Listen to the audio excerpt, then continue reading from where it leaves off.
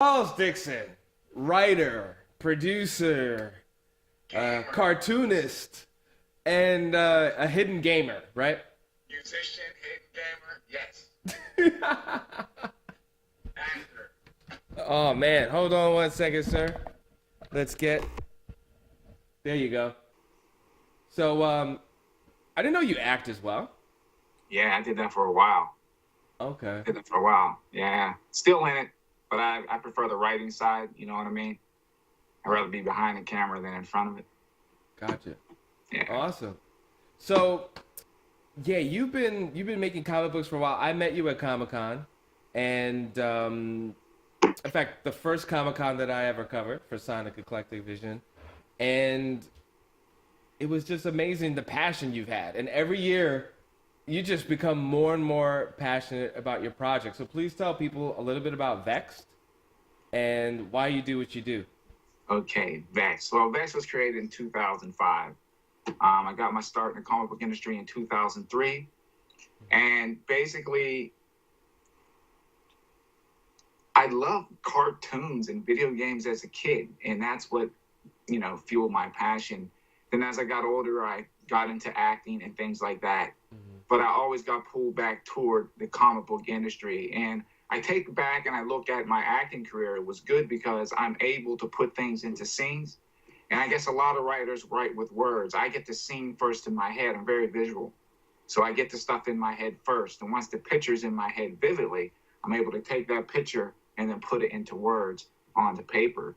But I love comic books, and I love where it's going right now as far as with the movies and things like that.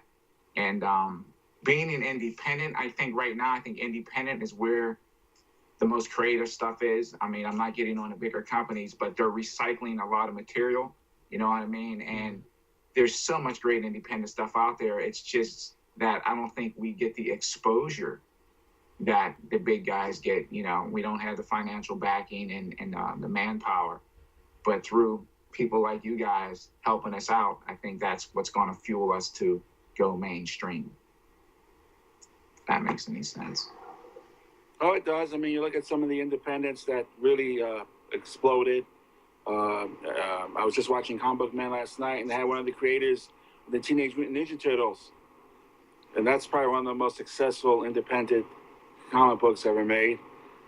And you also think about, again, Sunday Night, Walking Dead. Yeah. And like you said, a lot of the creativity, there's nothing holding you back in it. And you got total creative control. It's easy to work with something that's your character rather than, hey, I want to do this to Right. Superman or Batman. They're like, oh, no, that's our franchise. Oh, they won't let you do that. You know, They won't let you do it.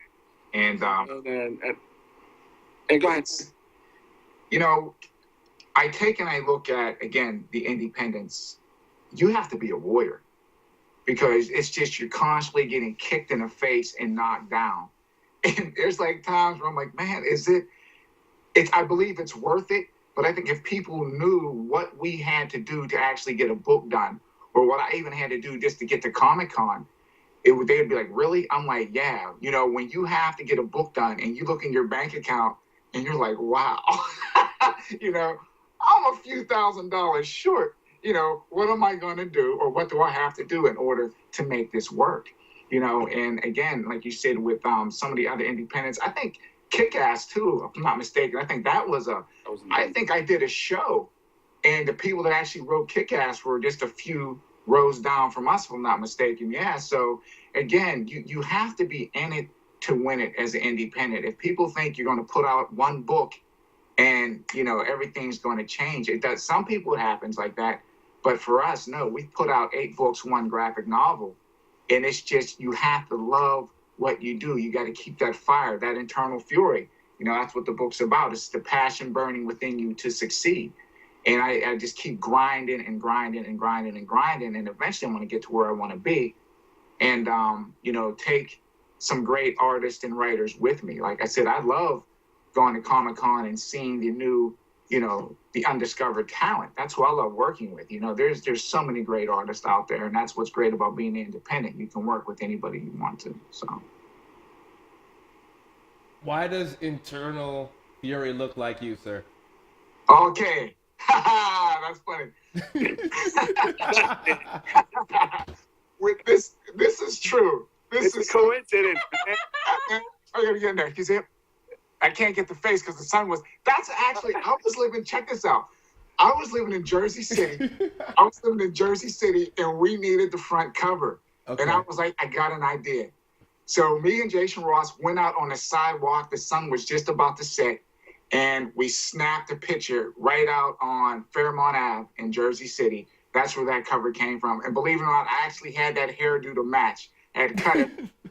But yeah. So, but why it looked like me is when I got into the industry, I had no money. Not like I have money right now, but it's like if someone would say, "Hey, you're copying our character," I'm like, "No, it's me." So what's his name again? Ex-Con. Okay, thank you. Ex-Con. Yeah, so it's like I made it look like me in case someone say, "Well, you copied the image or you took this character off somebody else." I'm like, "Well, if you have that image, that's me. Then you owe me some money because that's me. So I can't steal me." So that's why I did that, just for like legal reasons and sort of to protect my work. All right. But it's evolved. If you look at some of the books now, he doesn't look like me. But I like the art. Yeah, your arms are not that big. Huh? You don't know that yet, man. That's why. No, but right now I give like the artist creative freedom to take and sort of alter his image a little bit, but we still try to stick to the main feel of Ex-Con as far as how he looks. Because everyone's not going to draw him the exact same. You know what I mean? That's impossible. I will never get over the first time I saw a comic book and when people were fighting and they just have the boom and the bap and the boom and I just love that, man. I don't think that will ever go out of style for me. Nah, paying homage to the how they used to do things. You know what I mean? Mm-hmm. You got to pay homage to the older guys and stuff that laid the foundation so I can do what I do. So. Who are the artists and writers that influenced you, comics? Oh man, this for me it was probably Todd McFarlane. You know what I mean? I believe he made Spider-Man into who he is today. And how I literally got started, I remember Tom DeFalco, and I don't think he remembers this. I was living in Pittsburgh, and he came to Pittsburgh to one of the comic book stores, and Jason Ross and we went up there. And Jay took some of his pictures. I think he had a picture of Wolverine, Spider-Man, and I think Batman. And we wanted to get into the comic book industry. And we were just I think I was 20 years old at the time. And we went in there and I was like, "You think they're going to talk to us? They'll probably tell us to get out of here, And we got up to the front of the line. I had a few comics that I wanted them to, to sign. And after they signed the books, I was like, "Look, I want to get into the comic book industry." They shut the line down. And they spoke to us for about 20 minutes. They looked at Jay's work, and, I was all excited. And I'm a writer, so I didn't have anything to show, but I'm just like a motorboat, just running off at the mouth. But that was really cool. Like, these guys are awesome. You know what I mean? It's like they took time to talk to us, and they said, if you believe in what you're doing, I mean, I'm paraphrasing here, but they're like, if you want to do it, then you go ahead and you do it. And then that is the green light that got me started. And then I just start writing anything and everything that came to my mind. I wrote it down. And that was because I can't remember the other gentleman's name, but the other one was Tom DeFalco.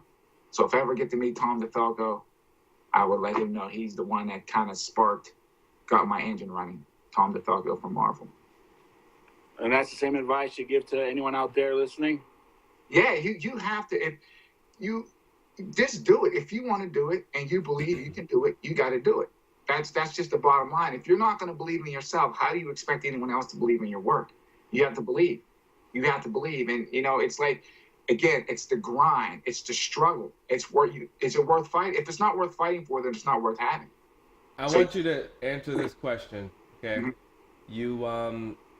You got this thing, I think it's a Tempo magazine or Tempo newspaper, where you say, well, actually they're saying that you as a creator,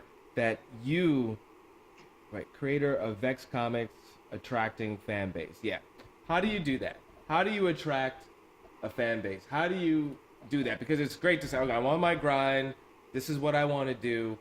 But how do I go from nobody knows who I am to, oh wow, people are starting to recognize me now? Okay. For me, when I got started, social media wasn't as big as it is now. I think it's a little easier now with social media, but I had to do it the old fashioned way. Go to the Comic Cons, go to the shows. You have to get out and you meet people. And social media is great because you can really explode with YouTube and Skype and Facebook and Instagram and things like that. You'll get a ton of followers. But again, there's still that barrier.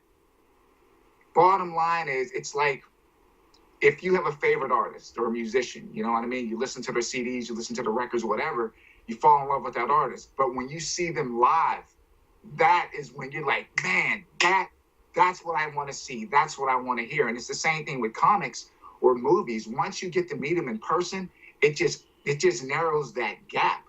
And you've been to the shows, man. I let people come behind the table, take pictures, sign autographs, whatever, give away freebies. It's just that human interaction, I think, is what really helps build a fan base. You know what I mean? You got to be humble. You got to be humble. I'll never turn down a picture. I'll never turn down signing an autograph for anybody. You know what I mean? I'm there because of the fans and the people that want me to be there. Because if they weren't there, then I wouldn't be there, if that makes any sense. You know, so you need that interaction.